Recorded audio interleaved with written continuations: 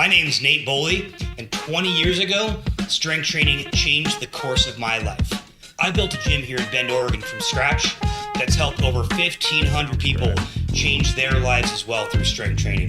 If you want to change your life, head over to benstrengthwarehouse.com, hit the Start My Journey button, and let's chat. All right, guys, we'll see you there. Hey, guys, welcome back to the podcast, Season 2, Episode 22. This is actually our 78th episode, and we're getting to that 100 episode mark, which has been a goal of mine for a long time, and I just keep on pounding one of these out every single week, and eventually we're going to get there. But I wanted to thank you guys for joining along the journey. It's been a wild journey to have this podcast going now for just over a year. Actually about a year and 5 months. But I know there's been several of you who have told me that you've been listening to every single one. And I wanted to thank you guys for listening and giving me feedback and also giving me things to talk about. I feel like sometimes I just talk into the microphone and I have no idea who's listening to it except for the people who have told me. And if it's something that you are actually wanting to hear. So if you guys have any feedback or something you want me to go over, or you just want to be on the podcast because you have a great story to tell.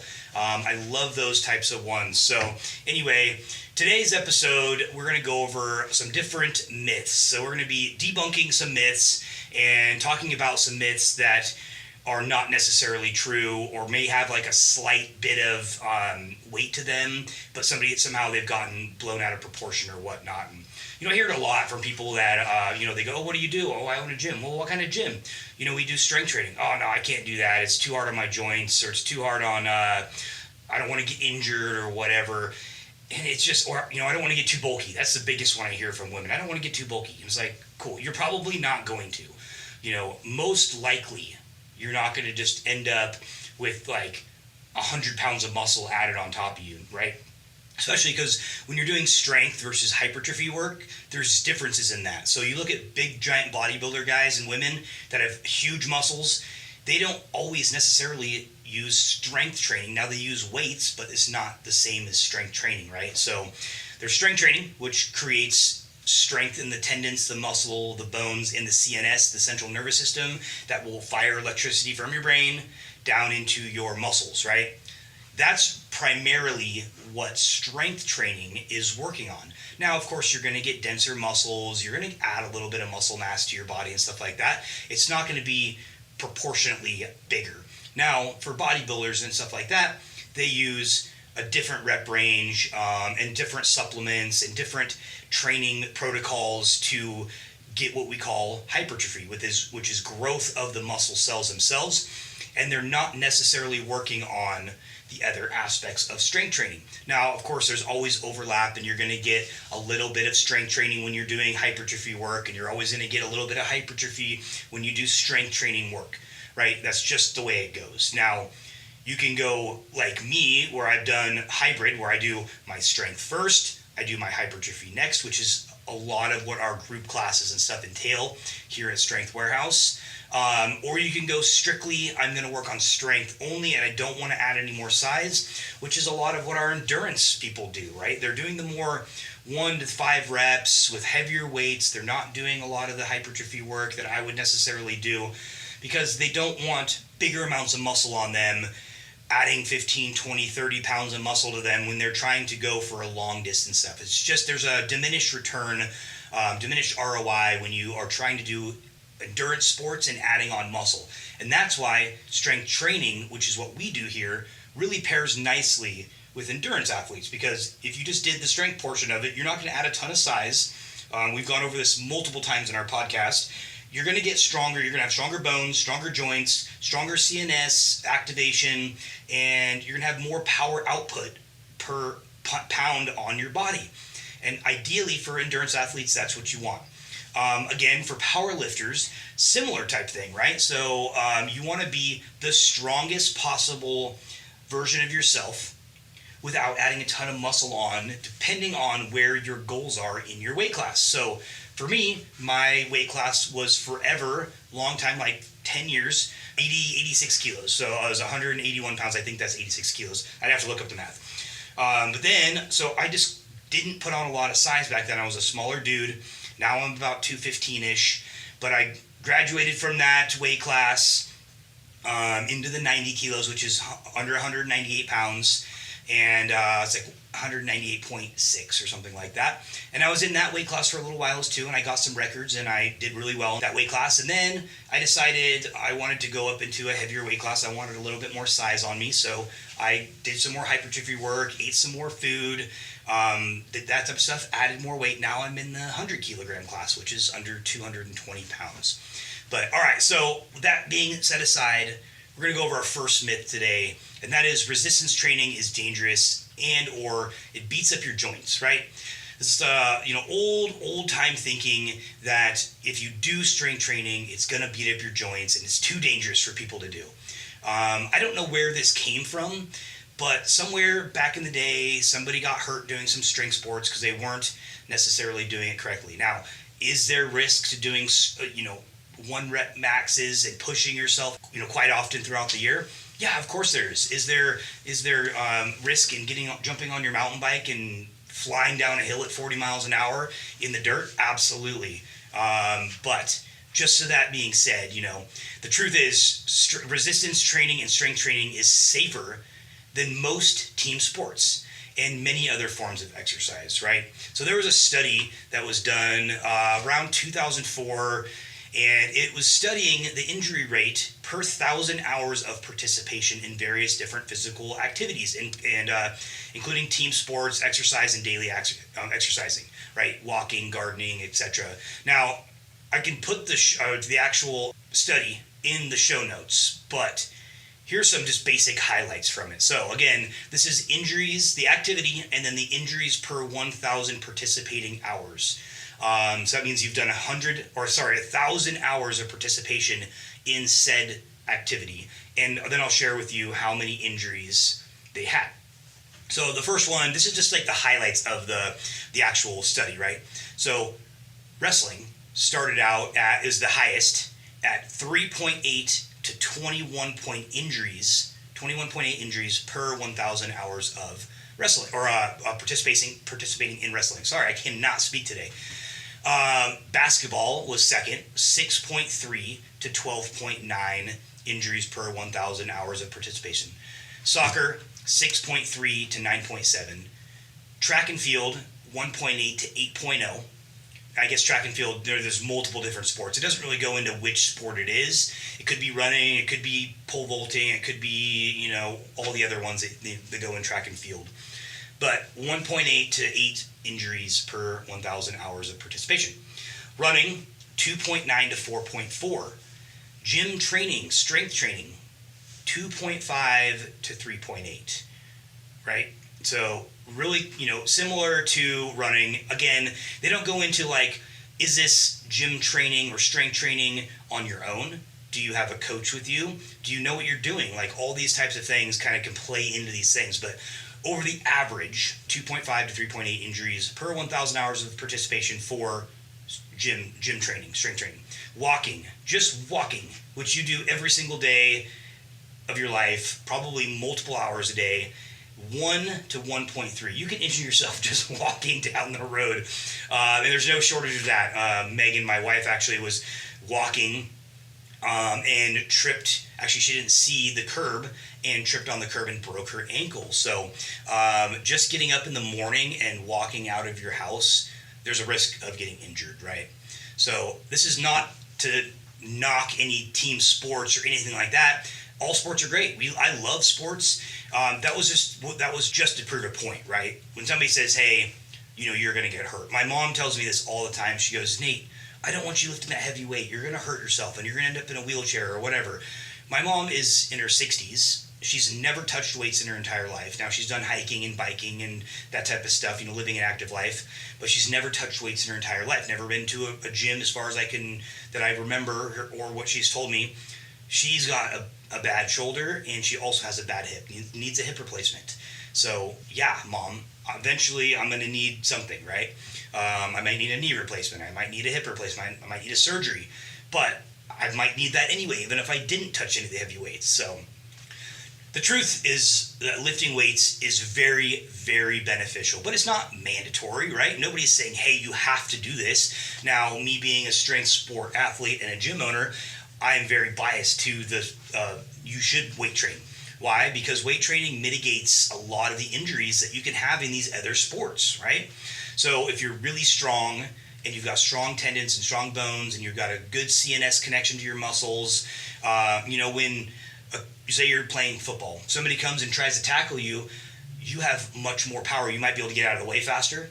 You might be able to keep your joints in alignment, more so they don't get injured. And the guy who's coming to tackle you might just bounce off because he might not be as strong as you or female. The other thing is that when you are strength training and you're stronger, you have more muscle mass. And so if you do get injured, which is probably going to happen in your lifetime, you will have such a better recovery. So one of our clients, Todd, which is actually the editor of this podcast at imagingvoice.com, he does an amazing job on making sure that I sound professional and that the podcast is really, really put together well. So thanks for that, Todd. But he had to get a knee surgery. Now, before he came into Strength Warehouse, about 3-ish years ago, I want to say now, he already knew he needed a replacement, that he was a candidate of knee replacement. So when he went to go see his surgeon, they said, hey, as much as you can, while you are still able to do it, put on as much strength and muscle mass around the joint as you possibly can. Because when you get a knee replacement, you're unable to move your knee for a long time, and the muscle will atrophy quick. So if you don't have ample muscle in that area, and then you go and have it surgically repaired, and then it's immobilized for a long time, sometimes 6-8 months, and then you have still another recovery road, adding the muscle back to that leg is going to be very difficult, right? Especially because, say, hey, it's my left knee that gets surgery. My right leg now for 6 months is taking a huge portion of moving me around. So it's adding muscle and strength, while my left one is atrophying and losing strength. So now it's the deficit is even greater than it was before. And now when you come back, you have to do a lot of intentional, targeted work on that leg, which Todd and I are still doing today, because even though he had that, he still had some atrophy and strength loss in that type of stuff. So another one is resistance training makes you bulky. This is one of the most cited reasons why the average person, especially women, do not do strength training. They'll do anything else under the sun because they don't want to get too bulky. And the truth is, you're not going to unless you are very, very intentional about it. And I think this comes from back in the day, bodybuilders, and then again in like the early mid 2000s, I should say, 2005 through 2008, the CrossFit Games. You see these women on there that are just absolutely jacked and tan, right? They are just so strong, and they have huge shoulders, biceps, abs, big giant legs. These people are the 1%, right? The people that get to the CrossFit Games are not your average person. They train so much more than even myself and then they have intentional diets. There's most likely supplementation, whether that's legal or not, that's up to you to decide. And those people are doing intentional things to get to where they are. If you're just strength training casually 2 to 4 times a week, it's not going to happen. Absolutely not going to happen. And I have countless subject stories to show you this, but you're really not going to get too bulky. You have to train intentionally, and that's in the hypertrophy range and the strength range, and you have to eat intentionally as well, right? So that is just not going to happen for you unless you want it to happen. Then it can, right? We could talk about that type of stuff, but for the majority of the people who come here, especially women, they don't want to look bulky. They just want to fit better in their clothes, and then look better, and then obviously be functional as well. And I think it's super great that doctors and more people are getting out there and spreading the word of strength training and why it's so beneficial, especially to aging women, right? With osteoporosis and menopause and all that type of stuff. And men are getting that way too. Like, we've had this huge decline over the last 50 years in men's fertility and testosterone levels. Like, Of course it's going to happen because men are not strength training. They're not eating well. They're not sleeping well. They're drinking too much alcohol. All these things absolutely kill testosterone in men. And that's what we're seeing. Men are not strength training, and they're getting negative results as that. Same with women. They were not strength training at all. They were doing cardio, and starving themselves. And now what are we seeing? We're seeing osteoporosis. We're seeing early menopause. We're seeing hormonal fluctuations. And it's not beneficial. So it's beneficial to do this. And a part of this podcast is preaching from the top of a mountain, which I don't have a mountain. I just have a microphone. So hopefully that's good enough. Preaching that strength training and building muscle and all that type of stuff is very, very beneficial for you. One of the things that I like to tell a lot of people, if they tell me that, is, hey, you can never really have too much muscle. Now, give and take, if we're talking about the professional bodybuilders that are on the stage that we know are taking performance-enhancing drugs, yes, they have absolutely too much muscle on them. They can't functionally move. And again, having the bodies do not like being super heavy, right? Whether that's too much body fat or too much muscle. Your organs and everything still have to work, and they work harder when you have exponentially more weight on your body. And of course, if you have a lot of weight on your body, then over the course of time, that's going to wear on your joints and all that type of stuff. So I'm not talking about those people. Those are outliers, and it's not natural. I'm talking about naturally.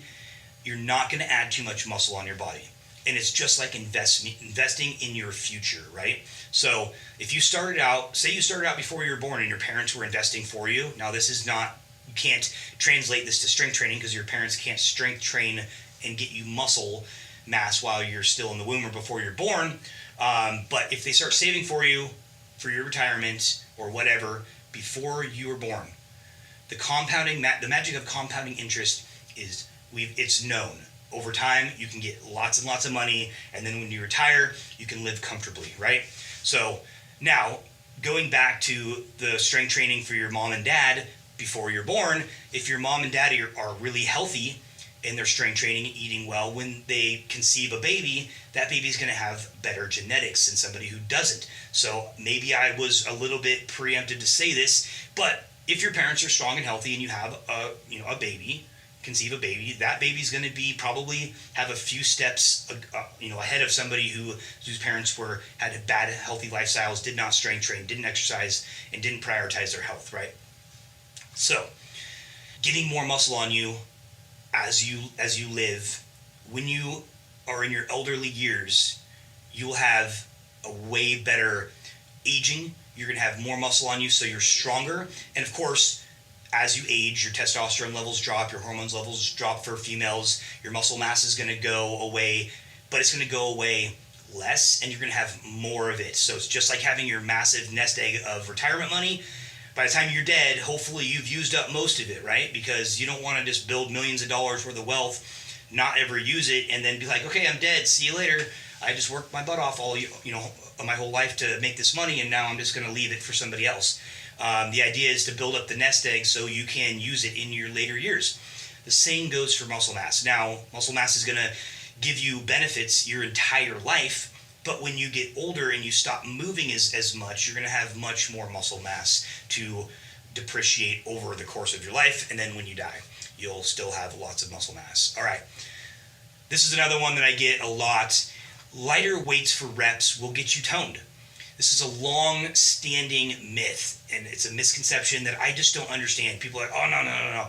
I want to get more tone, so I'm just going to use really light weights and do for more reps. Now, I can understand where the mindset is, because you go, hey, I'm just going to do all this volume, the muscle's going to burn more calories, and I'm going to be toned, more toned. Well, you can't just tone the muscle. With lack of better words right now, what it is the muscle either grows or shrinks or stays the same, and then you can either grow body fat around the muscle, or you can get leaner or have less body fat around the muscle tissue, and that will show the muscle more, right? So you can do it two ways. But if this is where I get a lot of people are like, they don't have any muscle built up. I want to get toned. Cool. What you do to get toned is you build more muscle. You have to build more muscle. Have you ever heard the term skinny fat? That's where somebody is relatively skinny, but they have still high amount of body fat and really low muscle mass. So in order to look toned, you have to build muscle, and then you have to lose body fat around it. But if you build muscle, it's easier to lose body fat, right? So again, this kind of goes into the thing of I'm going to just do cardio until I'm toned. If you only do cardio to get toned, it's not going to happen for you. There's a very few people in the world, a few percent of people that this can actually happen with, and we don't know what's going on in the other part of their life. We just see them doing cardio. But they have to build the muscle mass up first. So doing what stimulates the muscle and stimulates growth is going to be the best way to get toned, right? Of course, diet goes in hugely with this. If you want a six-pack abs, but you eat like a jerk and you go in and lift just one heavy rep, it's not going to happen for you unless you are like an elite athlete or have genetics from a Greek god, right? Which there are some. I know I've had some friends in the past that literally ate garbage. I had a good friend that would drink a gallon of milk a day and a gallon of ice cream a day and still had a six-pack and had veins showing everywhere. Now, I don't know the whole story if he was, juicing or if he was just a genetic freak, but I point towards genetic freak because I know the rest of his family, and they all are really similar the males in the family are all really similar too. None of them really jumped into the strength training thing like he did, but you can just tell on their physiques that what they do really helps them keeping muscle mass and stuff on, and it's just genetics as well. So you want to do what stimulates muscle growth. So what stimulates muscle growth? Is it doing, say your bench is 300 pounds and you're like, no, I'm just going to do 145 for a ton of reps. Now, that might stimulate some growth if you never do that, but you're going to plateau off really quickly because the muscle can only be stimulated so much from the same load of exercise. Now, you can do two things. You can more intensity and more, which is heavier weights, and more volume, which is how much you do the weights. Again, when you have light weights, like say you're going to a Pilates gym or a HIIT gym or whatever, and the heaviest dumbbell, or Orange Theory, which I went to not too long ago, the heaviest dumbbell is 45 pounds. That can only take you so far. Once you get to the point where your body's adapted to doing, 300 reps at 45 pounds, your body just stops adapting. The adaptation of muscle fiber stops, the tendon strength stops, all the benefits you get from progressively overloading your body and your muscles goes away. And you just plateau off and you wonder why, hey, I've been doing this and I'm not seeing any results. Because your body adapted and you're not telling it, I need you to do more. That's where progressive overload gets in. So conventional wisdom really says, hey, I'm going to do as many reps as possible. And that's not like you can't do that. I do that from time to time as well. I just don't do it all the time. You want to stay in the range if you're trying to build the absolute maximum amount of muscle in the 8 to 15-ish rep range. That is really the golden spot. We've been testing this out for generations and not generations, decades, I should say, generations. And that's really, really what proves to be the best for hypertrophy training. Now, of course, this comes in the factor of sleeping and food and supplements and all that type of stuff. Strength training is more of that 1 to 5 rep range, right? And there's some wiggle room in there. If you're doing 6 and 7, you're still training for strength, but you're actually kind of crossing over into the hypertrophy realm as well. But just so you know, the body stimulates adaptation when you tell it needs to do something that it doesn't do. Right? So if you want to adapt to being able to run a 100-mile marathon, what do you have to do? You can't just walk out and do 100 miles. You're probably going to you get some stress fractures in your feet. You're not going to probably make it at all. You might die of a heart attack. I don't know. If somebody walked under the barbell into the gym and I've never squatted before and loaded up 500 pounds on the barbell, if somebody did that, I'd be extremely impressed. It's probably very highly unlikely that you're going to make it out of that squat without hurting yourself or just not finishing the lift. So you have to adapt over time. And if you want to get more toned, again, it's not about doing more reps. That's being like, hey, I'm going to get muscle toned, and I'm just going to run. You see runners all day long. They're just regularly toned. Most of them are just skinny. Now, some of them don't have a lot of body fat on them. Again, this comes with genetics and that type of stuff as well. But they've probably done strength work, and they still do strength work to keep the muscle size on, and they do a lot of cardio to keep the body fat low. Now, I'm not going to tell you that cardio isn't a good thing to do. It is a good thing to do. I do cardio at least 5 times a week. After this podcast, I'm going to get ready and do some cardio as well. It's good for your lungs, it's good for your heart, it's good for your muscles, it's good for recovery. It's just not going to get you to your end-all, be-all goal without strength training. So, last myth I'm going to go over is, I thought this happens all the time, and I'm actually going to get one of our members on the podcast here shortly that was really hesitant about thinking he could get gains in less than 6 to 7 days a week doing strength training. You can absolutely get great strength gains off 2 and 3 and 4 days a week. You don't need to go heavy all the time, and truthfully, if you do go heavy all the time, you're going to end up with some kind of nagging something because you don't have enough time to recover, right? What we think in our mind is, I'm going to go to the gym, I'm building muscle. What actually is happening is I'm breaking down the muscle, I'm telling it to do work, and then you recover by sleeping and giving your body nutrients. It recovers and becomes stronger because you told it that you needed it to do something more. And this was what happens over time. So, to be completely truthful, strength training 3 days a week is highly optimal, especially if you're doing something else outside the gym. If you're not doing something outside the gym, I would say, hey, look, let's strength train 3 days a week and let's do some cardio 1 to 2 days a week. That would be really optimal for somebody that sits all day long and doesn't like doing outside activities like hiking, biking, skiing, paddleboarding, all that type of stuff. If you're really doing that type of stuff, which is in the Pacific Northwest, so many people do that the 2 to 3 day a week programs that we offer work extremely well. And they're very catered towards that type of stuff where you're not going to be completely smoked, so you can't go do a hike on the weekends or your days off or whatever.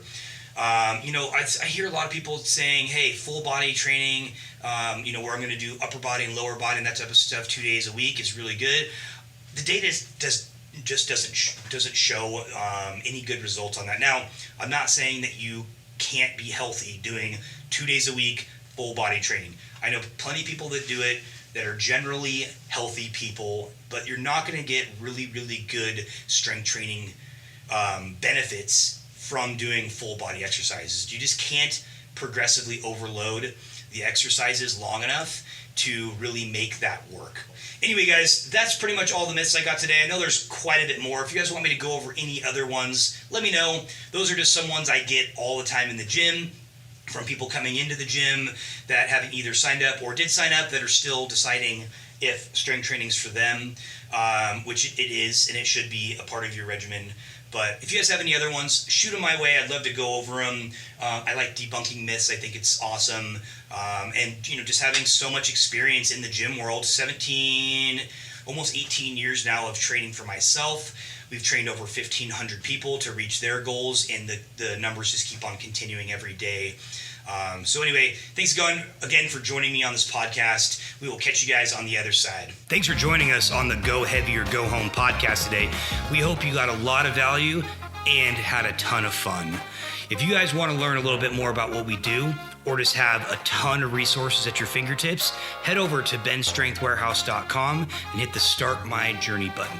All right, guys, until next time, go heavy or go home.